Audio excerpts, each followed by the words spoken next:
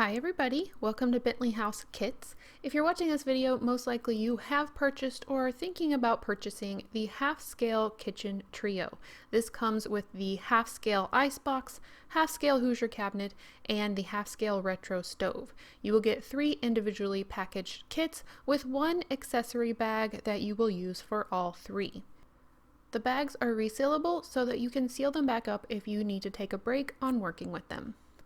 This video will show the construction of all 3 kits, so I will put timestamps in the description box below so that you can find the kit that you want to work on.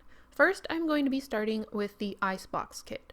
For each and every one of these kits, you will want to use this little cotton swab pad that comes in the accessory bag. The reason for this is that each piece, though I do vacuum it, once it comes off of the laser cutter, once you cut it out of the sheet that it is held in, it may have some additional laser ash burn, and the cotton swab helps take that off so that you can clean off each piece.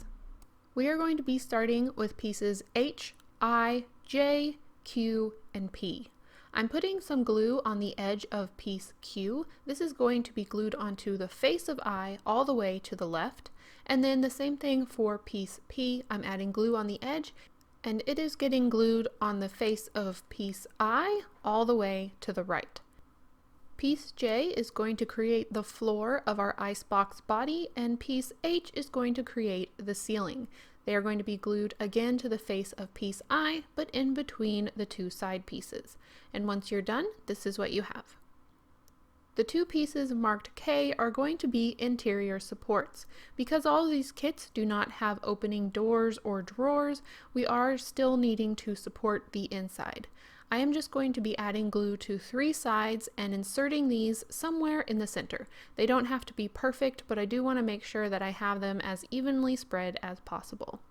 Once those are inserted, I'm going to add glue all around the front part of the icebox body and also to the pieces marked K, and then I will add piece A onto the front, which has the engraved rectangles.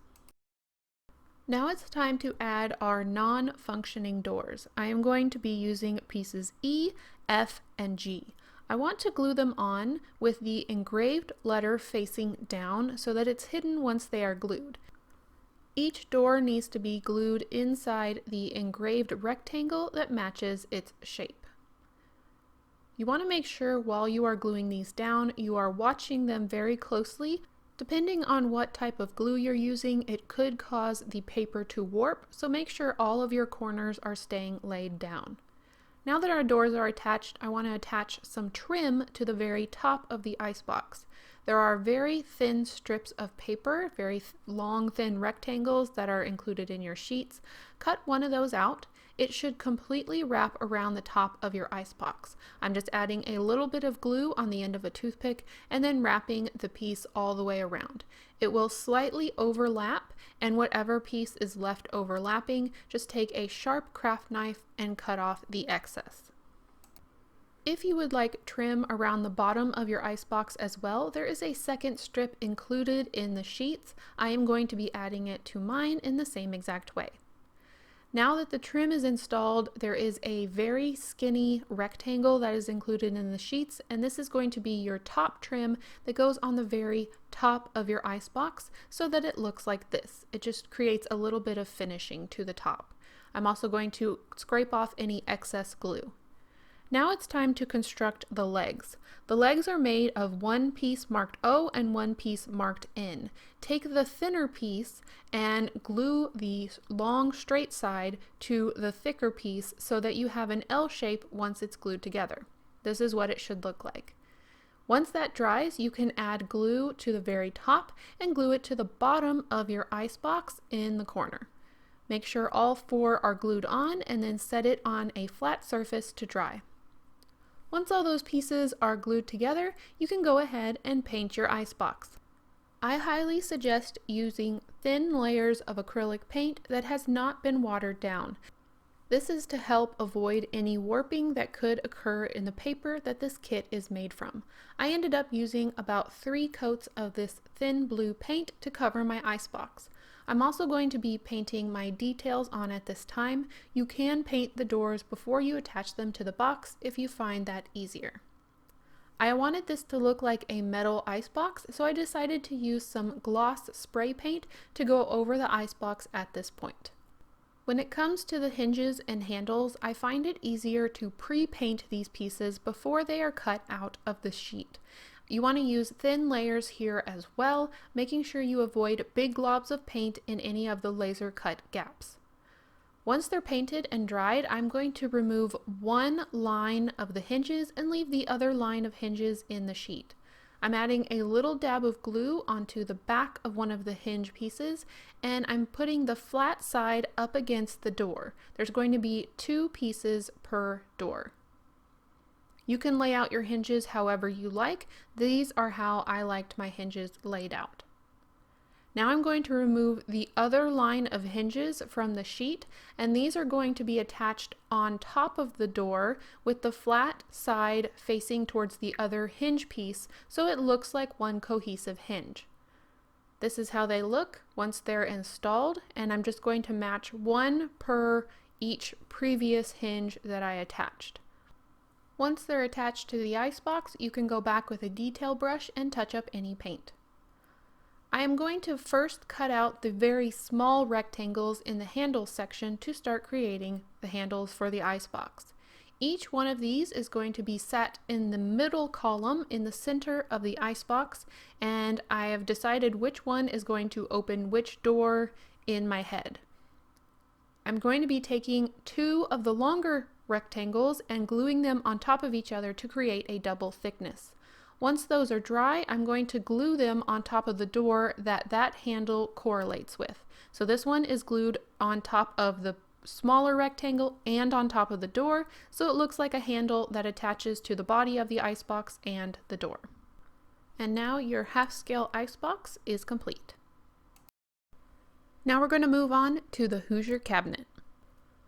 The first thing you're going to want to remove from your bag is both pieces marked A and 2 pieces marked B. If you would like for your Hoosier cabinet to have a tiled backdrop, make sure to glue the engraved piece on top of the other piece. If you don't like a tiled backdrop, make sure to glue it the other way so that there's no engraving once it's glued. I highly suggest putting it underneath something heavy or clamping it so that it dries flat. I'm now adding glue to the edge of the glued pieces that are marked A so that I can glue piece B up against the edge so that the engraved letter B is facing into the cabinet. I'm going to do the same on the other side so that, again, the engraved letter is facing in. We want them to be hidden once the cabinet is constructed. This is how it looks once it's glued.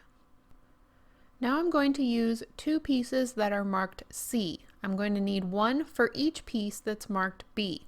I'm going to glue it so that the engraved letter is hidden up against the interior of B. There is a little notch on piece B that matches up with the corner of piece C. You want to make sure that these align so that your cabinet comes together correctly. Make sure that you watch it and that it glues flat. You're going to do this on both sides. Now we're going to take both pieces marked D and piece L. Glue pieces D together so that they create a double thickness. The D pieces are going to make the bottom part of your upper cabinet. Again, I'm putting them under something heavy so that they dry flat. Piece L we can go ahead and glue in. This is going to glue right underneath the pieces that are marked C that we just glued in previously and up against A. Make sure you work it so that it goes all the way to the back and touches the back of the cabinet. This is how it should look once it's installed. Now we can glue in pieces D that we just glued together. This is going to go on top of piece C. The center section makes an opening so that you have some counter space. There are some engraved lines on top of my letters D. Ignore those, that happened in the laser cutter. That is not part of your kit. Now I'm going to be working with pieces G and F. Piece G goes underneath piece L, but it does not touch piece L. It leaves a gap underneath it, and it lines up with the flat edges coming out from pieces B on either side. This creates the top of your lower cabinet. Piece F goes in the very bottom between pieces marked B and up against A. This creates the floor of your lower cabinet. You will know that this is done correctly because piece H should fit perfectly in between G and F, which we just glued in. This serves as a structural element inside of the lower cabinet. Make sure that your letter H is facing up when you put it into the cabinet. Piece E is going to act as the ceiling for our upper cabinet. It is going to be glued at the very top between the pieces that are marked B and up against piece A. Now we have our upper and lower cabinet constructed. Last thing we need to do is put in a support, which is piece J. It's going to be just like piece H, goes in the center there to keep our upper cabinet from caving in later on. Now we can put the front onto our Hoosier cabinet. The piece that has N marked on it goes on the lower cabinet, and the piece that's marked M goes on the upper cabinet. It should look just like this and have the handles, the little holes for the handles, laid out as you see on the screen. We're going to work with pieces Q, S, and R. These are going to be flipped upside down so that the engraved letter is hidden, and so that once it's glued down, the laser cut holes line up. This is very important if you want to add the pin handles later on. You are going to match them up within the engraved rectangles so you know where each one sits.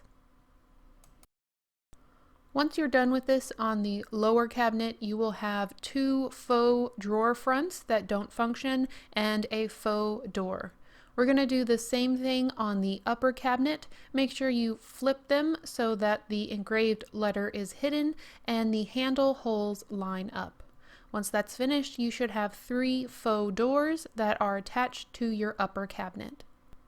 Now we're going to use 2 pieces marked P to create the signature pull-out worktop that is typical of a Hoosier cabinet. I'm going to glue both of these pieces together. It does not matter if the engraved letter is hidden or not because it will be hidden once it's inserted into the Hoosier cabinet. I am not going to be gluing my worktop in because I do want it to be able to pull out. It will be the one working thing about this half-scale miniature, but if you want to glue it in, you can. We're now going to be adding some details using the thin cardstock sheet included in your kit. You want to find these shapes that you can now see on screen and dry fit them to the side of your Hoosier cabinet, making sure they fit correctly. If you need to cut them down or sand them later, it's pretty easy to do. I'm going to be adding glue evenly across the entire surface of the cardstock piece. This is very important because later on when you add paint, if there are any areas that don't have glue, they could pop up. I'm doing this on both sides of my Hoosier cabinet to add some interest. Before moving on to the next step, I'm going to take one of the sewing pins from my accessory bag and make sure that the holes for the handles are nice and open. These can possibly get closed by glue, so it's a good idea to make sure of that now. It will also help with this next step, which is adding these detail shapes onto the face of the faux doors.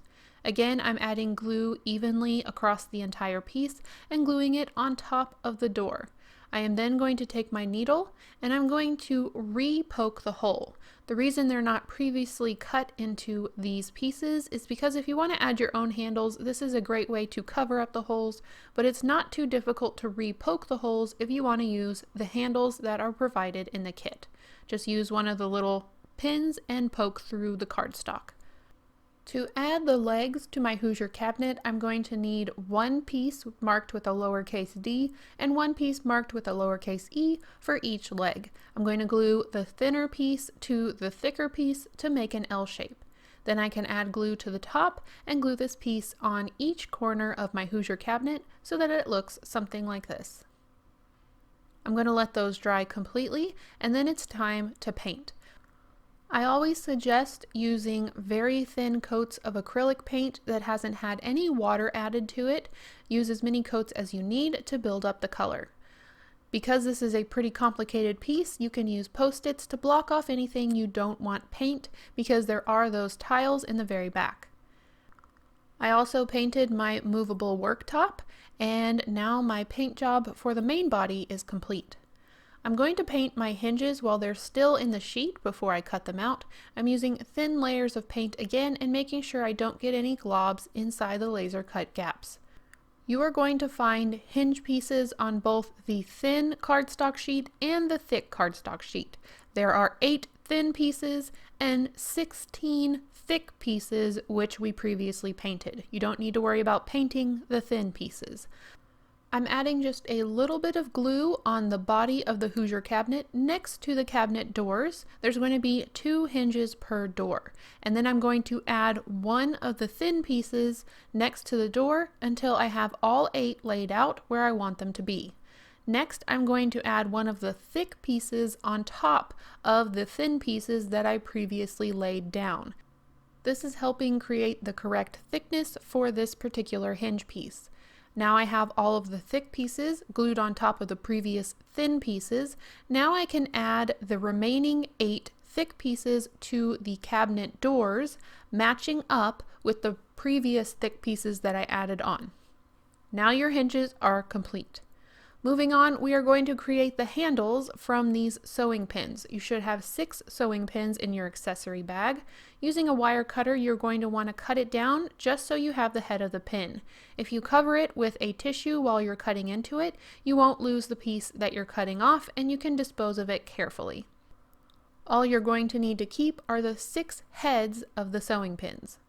I am using tweezers to insert these into my cabinet holes. I'm adding a little bit of super glue to the end, pushing it into the hole and using my finger to make sure that it is securely in place. I am going to do this for all 6 pins. Once they're inserted, if you would like to, you can add some detailing. I am going to be adding a little bit of the blue paint that I've used in other places and a dotting tool to dot the paint on top of the pin. Or you can just leave them as plain pin knobs. Once they're complete, this is how they look. Now we're going to be moving on to the flower bin, which is also another piece commonly seen on Hoosier cabinets. We need pieces I, H, J, F, and G. I'm going to be putting glue on the side of one of the H pieces and gluing it onto the face of one of the I pieces. Basically, the H pieces are going to be sandwiched in between the I pieces because the H pieces are smaller. Once it's completed, it should look like this, and everything will be glued at an angle. Then I'm going to add glue to the smaller sides of it, and I'm going to be gluing J to create the bottom of my flower bin. Once it's complete, it will look like this. I'm going to be adding glue to the F pieces, which are longer, and these are going to be glued on top of the I pieces. This is just going to create a little lip around the top of the flower bin. To create the flower bin, you're going to need to locate the toothpick in your accessory bag and this very long angled piece of paper from your thin cardstock sheet. You will notice that one side is very straight and one side has an angled bit to it. You're going to need to roll this piece of paper along your toothpick, making sure that you line up the straight edge with itself, so you end up having a very flat part. The bottom of it's going to roll up at an angle to create a funneled shape. Make sure that you add glue as you're rolling up, and then it will all come together to create the funnel. Once it's dry, you can take a pair of wire cutters and you can cut off the top of the toothpick that you have sticking out of the top. You may also need to use some sandpaper if you don't cut your toothpick flat enough to make sure that the top of your funnel is flat and will glue nicely against the bottom of our previous flower bin creation. I'm also going to cut the toothpick off of the bottom and sand that a little bit as well. Now we can glue the flat side against the bottom of our flower bin and we have our completed flower bin funnel. I'm also going to remove these 2 rectangles from my thin cardstock sheet. These are going to become my metal brackets that typically hold the top of the Hoosier to the bottom of the Hoosier. I'm also removing these 2 pieces marked with a lowercase c that look like a lowercase c. And I'm painting everything with an acrylic silver, but you can of course paint it with whatever color you like. I added glue to the top of the flower bin and glued it underneath the leftmost upper cabinet. Now I can take my brackets and glue them over the line that you see that's between the top and the bottom cabinets. I also used a sharp tool to make some indentions that look like nail or screw heads. Now to create the rolling pin and the rolling pin holder, I'm going to be cutting into what's left of my toothpick, and I'm cutting about an 1/8 inch long pieces. These are going to become the handles of my rolling pin. I'm rolling my X-Acto knife along where I want to cut, and then I'm snapping it off before the X-Acto knife cuts all the way through, because they can go flying across the room. I'm making 2 of these, so I have 2 handles. I'm doing the same process, except I'm cutting all the way through this Q-tip, which you will find in the accessory bag, and I'm cutting a 1/2 inch length for my Q-tip.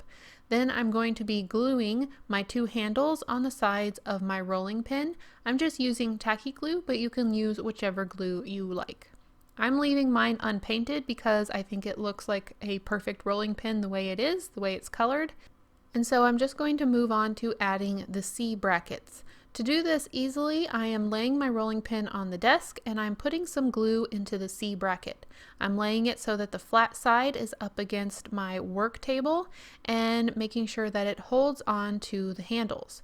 Now I can hold onto the rolling pin while I insert it into my Hoosier cabinet wherever I want my rolling pin holder to be. I'm laying my Hoosier on its back, adding some glue to the back of the 2 brackets and the rolling pin and gluing it in place. And that's it for creating the Hoosier cabinet with the non-working doors and drawers, but with still a pull-out work surface. Now we can move on to the retro stove. This is going to be the final piece in the half-scale kitchen trio set. I'm going to start out by carefully removing the pieces from the bag and using a sharp craft knife to remove both pieces marked C from the sheets. Both pieces are exactly the same, but you need to glue one of them on top of the other one. Doesn't matter which one you do this with. Make sure to apply an even layer of glue and then put it under something flat and heavy so that the pieces dry flat. Now I'm going to remove both pieces marked B and piece A. Again, I'm going to be gluing the B pieces together so that I have a double thickness. I'm putting them under something heavy as well so that they dry flat. While that's drying, I can go ahead and glue piece A to the bottom edge of piece C. Piece C is going to sit on top of A all the way towards the back and all the way against the right side. There will be a gap near the engraved letter marked A, and that's fine. I'm going to add glue to the bottom of the double thickness of piece B and along the back face. This is because this piece sits on top of piece A and up against the side of piece C, just under the little notch that sticks out on the left. This is how it should look once these pieces are together. Now I'm going to remove both pieces marked D and both pieces marked E. The first piece with a D on it is going to go on the very right side of the entire construction, and it is going to line up against the very edge. Next, I'm going to take one of the E pieces, add glue to it, and it is going to become a spacer that lets you know where the next D piece needs to be added. I'm gluing it along the bottom, and then I'm going to glue the other one up towards the top, but not all the way touching the very top. This is going to show me where I need to glue the next piece marked D onto my construction.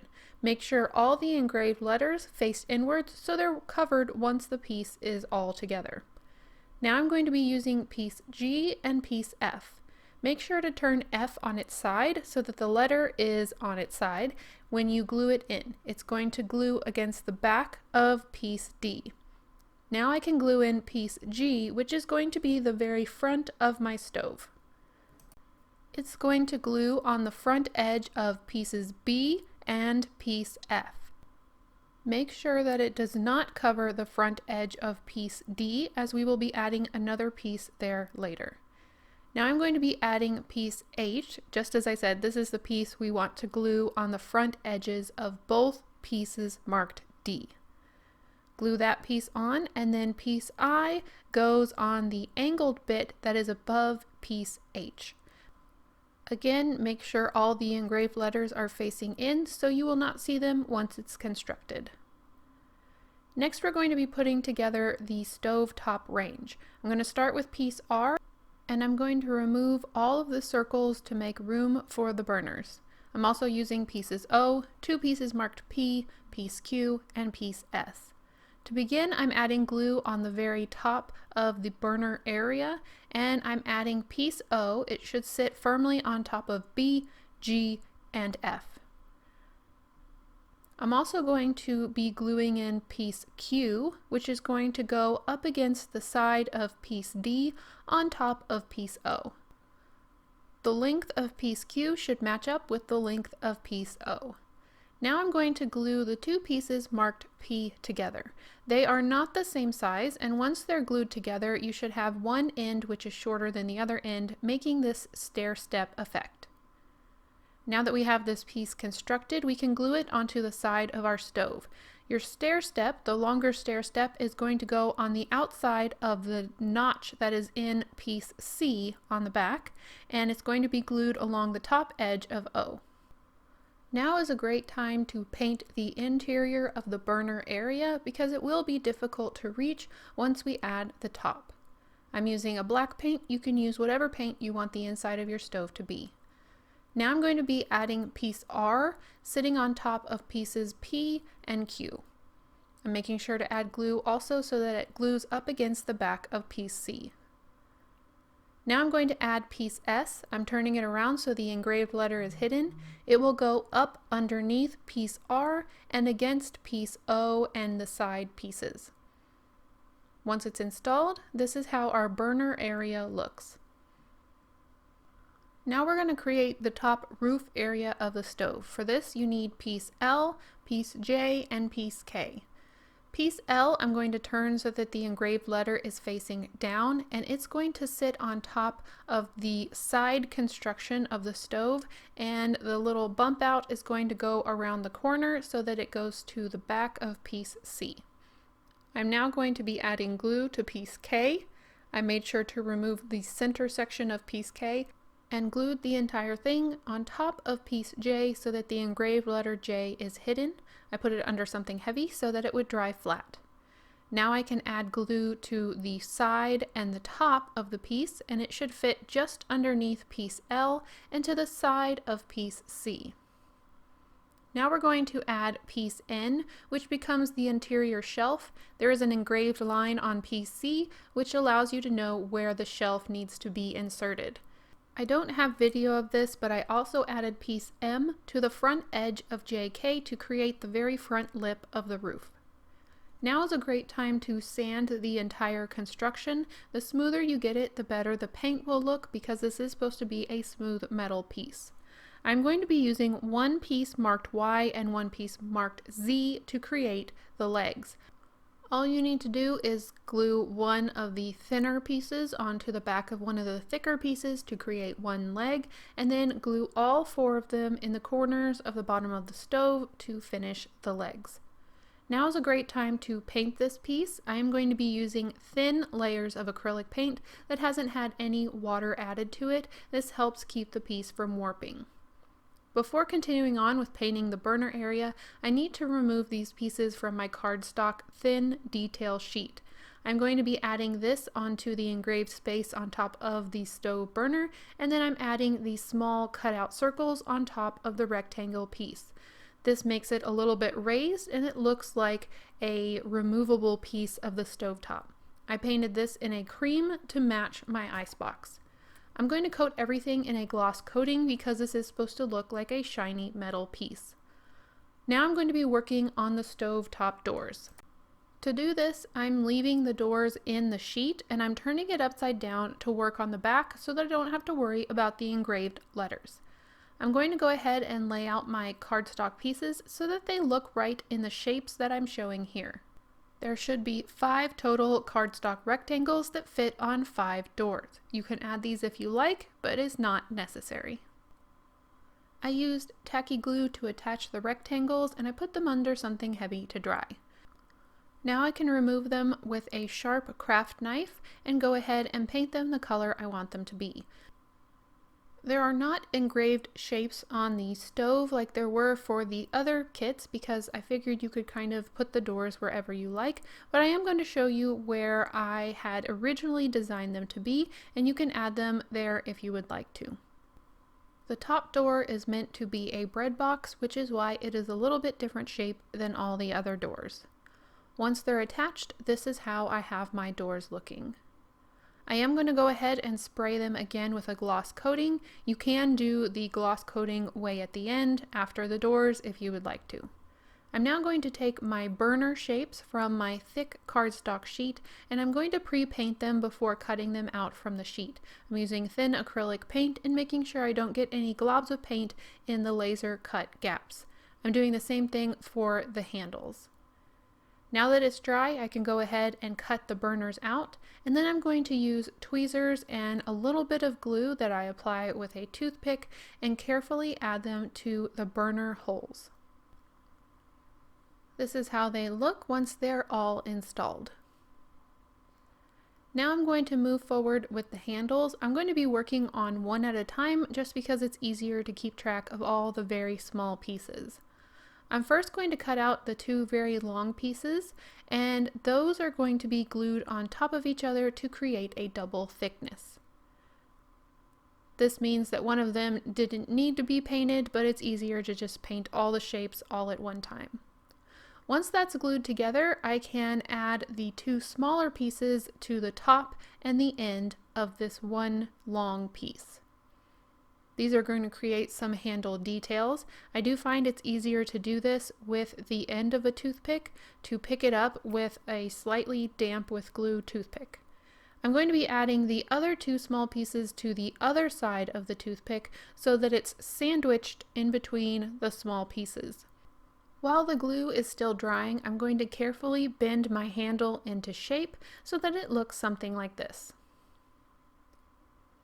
If the back of my handle is blank white, I am going to go ahead and give it a little bit of extra paint with a toothpick so that if someone does look at it very carefully, it won't look unfinished. Finally, I'm just going to use some tweezers and glue all the handles in place on the front of the doors. If I do have any spots that need a little bit of touch-up, I'm going to take a toothpick with a tiny bit of paint and just barely touch the edges. For the final step in this kit, you'll want to find the small bit of wire located in the accessory bag. You'll want to cut it into 8 equal pieces, first starting by cutting it in half and continue to cut the pieces in half until you have 8 pieces. I'm going to be sandwiching it in a clamp so that I can carefully dip the end into a little bit of glue. This is going to start building up a knob on the end of the piece of wire. Do this as many times as you want until you get your desired thickness, and then finally dip it into some paint so that you have the correct color knob that you want for your stove. Now we're going to dip the other end into a little bit of super glue, and these are going to get inserted into the holes that are at the front of piece S. These knobs typically look like they're a little bit at an angle. You can decide how you want them to look. You can pre-bend them. I put them in there straight and then just kind of pulled them a little bit at an angle and let them dry. So finally I have 7 knobs in the 7 holes going kind of to the left. If you didn't want this look, you could alternatively use some other sewing pins. I don't have any other sewing pins provided in the kit, but they have ones with rounded bits on the end or some flat ones like I used for the Hoosier cabinet. Thank you so much for taking a look at this video. Thank you for purchasing the trio if you did, and if you're interested in looking into purchasing this or other kits from Bentley House Minis, there will be a link in the description box below. Thank you for watching. Bye.